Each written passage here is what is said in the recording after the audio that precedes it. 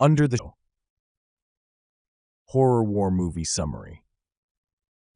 The movie takes place a few years after the Iranian Revolution during the Iraq-Iran War. This was one of the bloodiest conflicts in history. In Tehran, a young mother named Shideh is talking to the dean of a medical college. She had stopped her studies because of the political unrest and her marriage. Now, she wants to return to school and become a doctor. But the dean tells her it's impossible for her to be admitted because of her involvement in political rallies during her student years. Shideh returns to the apartment complex where she lives with her daughter, Dorsa. She left Dorsa with the downstairs neighbor, Mrs. Fkur, while she was gone. Mrs. Fkur sees Shideh upset and hugs her, telling her not to lose hope. That evening, Shideh packs her medical books away, not wanting to see them anymore, since she can't continue her studies. One of the books is a physiology textbook her mother gave her when she first got into medical school, with a message of encouragement written inside. She locks the book in her drawer and places the key on top of the cupboard. When her husband, Iraj, returns home from work, he's sympathetic, but suggests it might be better for the family if she doesn't continue her studies. Shideh is upset by this but doesn't say anything. Suddenly, air raid sirens go off, warning of incoming missiles. Everyone rushes to the building's underground bunker. The next morning, Shideh and Iraj talk at the dining table. Dorsa mentions she heard someone walking in the house and thought it was a jinn, an evil spirit. Iraj dismisses it, saying that these things aren't real. He reassures Dorsa that her doll, Kimia, will protect her at night. Shideh sees that Iraj is holding a letter from the government. He's been drafted to fight in the war. He suggests Shideh and Dorsa go to his parents' house in the northern part of the country where it's safer, but Shideh refuses. She says she can take care of her daughter. That evening, Iraj leaves for the front lines. Shideh and Dorsa are left alone. The next morning, Dorsa asks if she can sleep with her mother that night because she's scared of the jinn. Shideh tells her jinn aren't real, but Dorsa says a boy named Mehdi, who they met in the bunker, told her about them. Shideh decides to visit their landlord's apartment to talk to Mrs. Ibrahimi about Mehdi. She tells Mrs. Ibrahimi that Mehdi has been telling scary stories to Dorsa, causing her to have nightmares. However, Mrs. Ibrahimi says that Mehdi is mute and hasn't spoken a word since his parents died in the war months ago. This revelation leaves Shideh shocked and confused. Later, Shideh is busy playing with Dorsa when the phone rings. It's Iraj calling from the front line. He says things are difficult, but he's okay. He urges Shideh to take Dorsa and leave for his parents' house in the north. However, Shideh doesn't believe the rumors of missile attacks on Tehran and refuses to leave.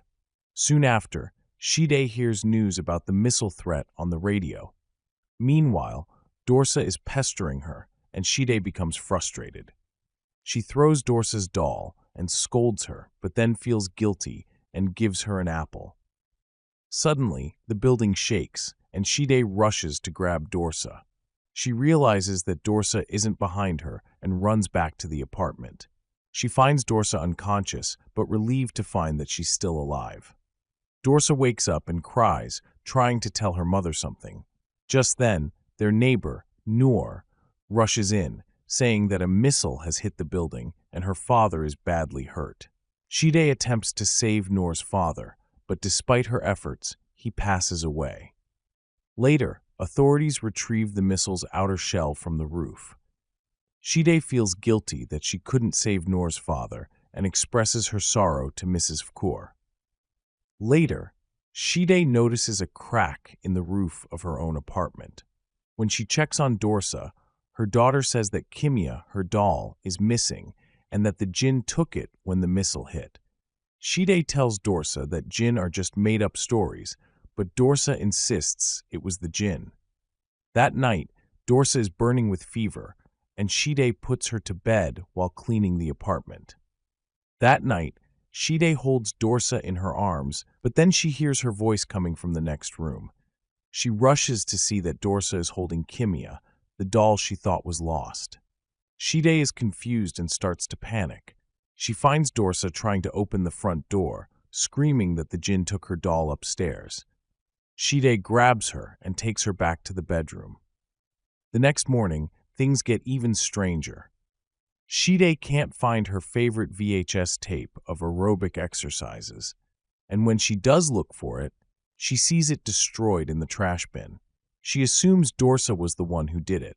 However, when Shide goes to check on Dorsa, she finds the little girl outside, knocking on the door of the upstairs apartment. Shide quickly embraces Dorsa and pulls her away from the door. Dorsa is shouting that the jinn has taken her doll inside the apartment.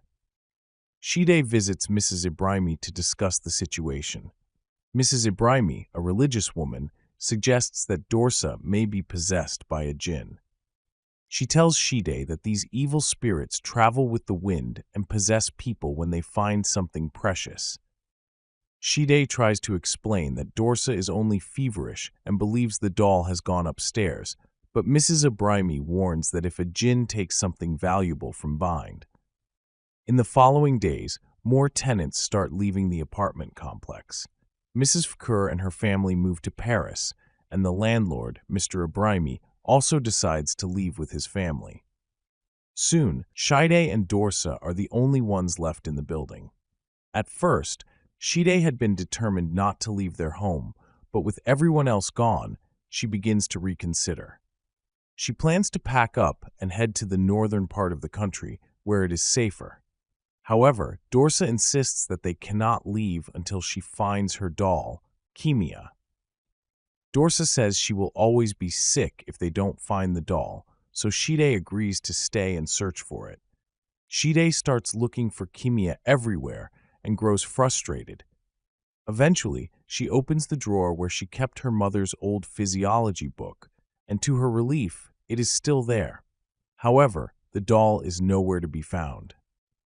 That night, Shide and Dorsa sleep together in the same bed for the first time in years. But in the middle of the night, Shide wakes up to see a strange figure staring at them from the bedroom door. She jumps up and chases after it, but the entity escapes through a crack in the living room ceiling. Shide now realizes that they are being haunted by a jinn. The next day, she tapes up the crack in the ceiling and searches the apartment even more desperately for Kimia.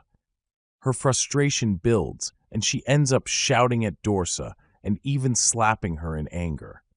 Dorsa bites her hand in return, and they briefly scuffle.